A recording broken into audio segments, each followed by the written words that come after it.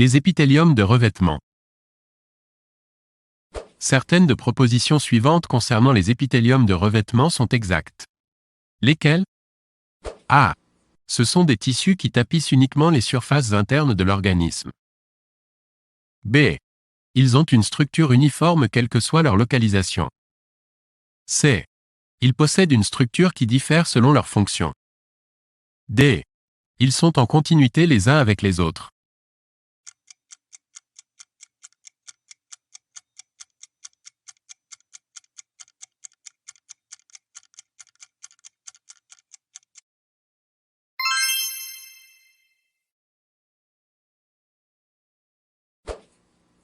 Certaines de propositions suivantes concernant les cellules des épithéliums de revêtement sont exactes.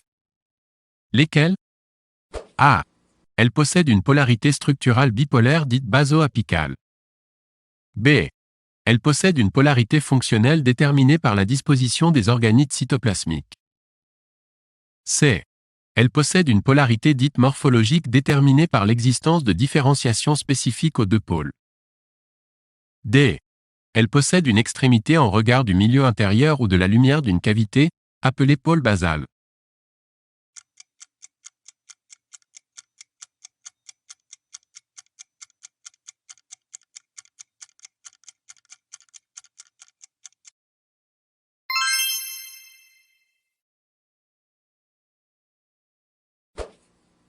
Classez les organites cytoplasmiques ci-dessous du pôle basal au pôle apical. 1. Le noyau. 2. Le reg, réticulum endoplasmique granuleux. 3. Le centrosome. 4. L'appareil de Golgi et les lysosomes. A. 1, 2, 3, 4. B. 2, 4, 1, 3. C. 4, 3, 1, 2. D. 2, 1, 4, 3.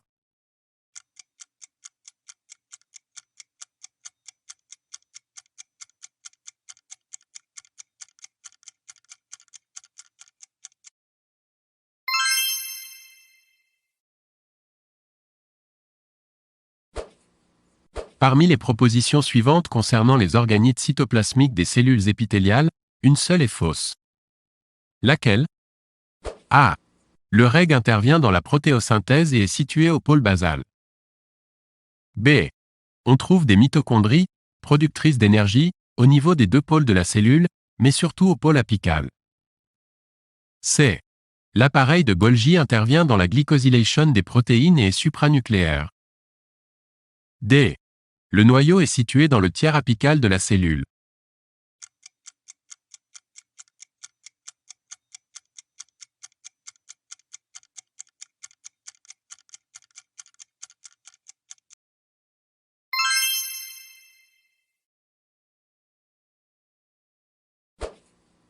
Les microvillosités apicales présentes au niveau de certaines cellules épithéliales. A. Sont douées de mouvements de fouet. B. Augmentent la surface d'échange des cellules. C. Peuvent apparaître sous forme de plateaux striés. D. Existent au niveau des cellules intestinales et urinaires.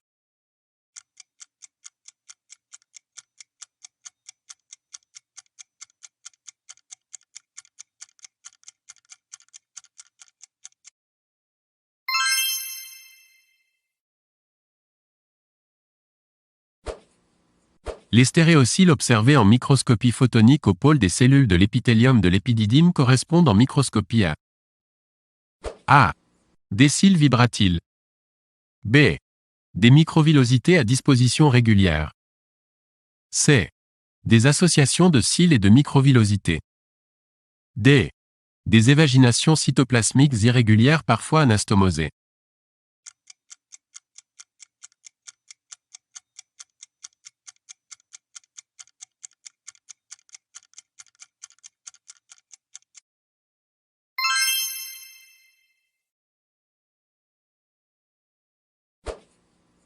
Certaines de propositions suivantes concernant les cils sont exactes. Lesquelles? A.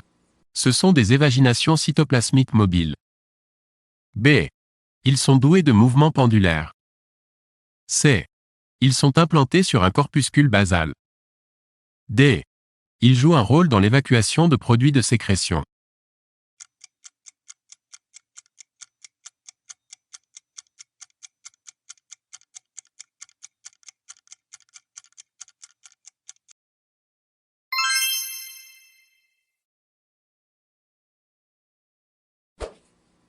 Parmi les propositions suivantes concernant les différenciations apicales, une seule est vraie. Laquelle? A. Les microvillosités d'une cellule épithéliale intestinale sont de longueur différente. B. Les stéréocils sont des associations de cils et de microvillosités. C. Les cils sont doués de battements synchrones. D. Les cuticules correspondent à des produits de sécrétion accumulés et accolés à la surface des cellules.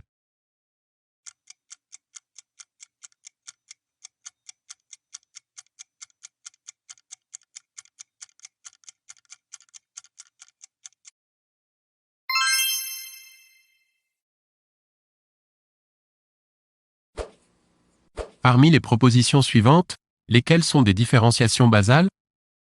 A. Les cuticules. B. Les interdigitations. C. Les replis basaux.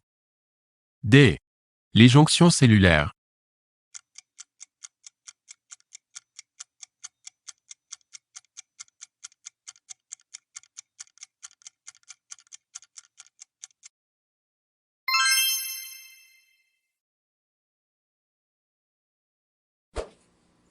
Certaines de propositions suivantes concernant les jonctions cellulaires sont exactes.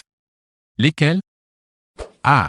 Les jonctions étanches empêchent la diffusion de molécules entre cellules adjacentes. B. Les jonctions de type gap permettent la diffusion sélective de molécules et donc la communication entre cellules adjacentes. C.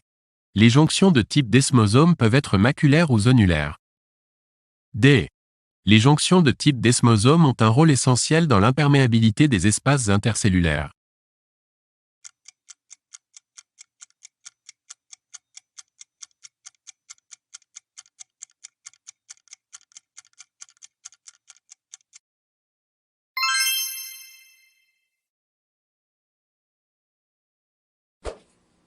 Certaines de propositions suivantes concernant les replis basaux sont exactes. Lesquelles?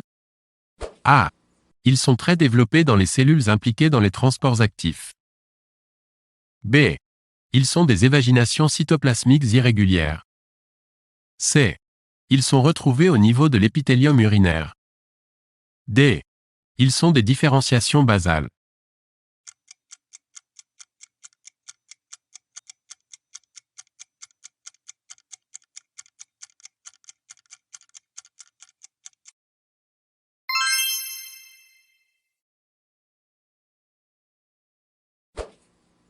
Les épithéliums de revêtement sont caractérisés par A.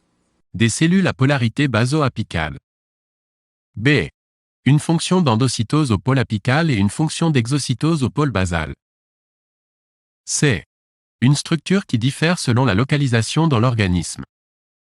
D. La présence de différenciations apicales, qui peuvent être des microvillosités.